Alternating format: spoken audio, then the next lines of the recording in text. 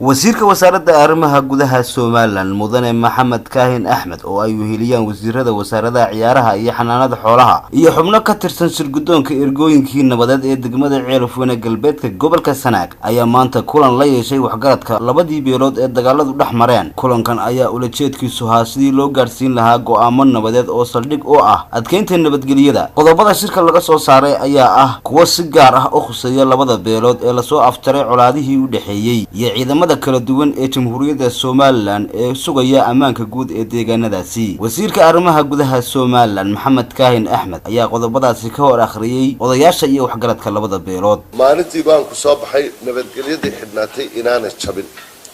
halkana tala fara badan baa la soo jeediyay, dawladda loo soo jeediyay oo la leeyahay iyaduna waa inay xilkeedii gudataa.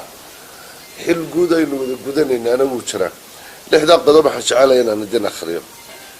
talisayada noocyada ciidamada qaranka ee Jamhuuriyadda Soomaaliland iyo taliyayaasha goobaha nabadeynta lagu sugayo jooga waxa lagu amrayaa kow in cid kasta oo hubaysan oo lagu arko magaalooyinka tuulooyinka goobaha la wada dego waa in ay tallaabo sharci ah ka qaadaan hubkana kala wareegaan. laba inay si joogto ah u ilaaliyaan dhaqdhaqaaqa ciidan hubaysan oo ka tirsan labada beelood ee nabadgelyadu dhex martay. saddex in ay ciidamadu tallaabo ka qaadaan cid kasta oo labada beelood ka tirsan oo saxaafadda u adeegsata hadallo lidi ku ah nabadeynta.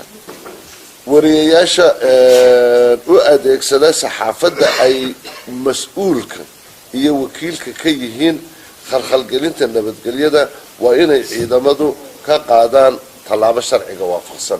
ciidamadu waa inay si joogto ah ula shaqeeyaan gudiyada labada beelood ee nabadeynta ka shaqeynaya.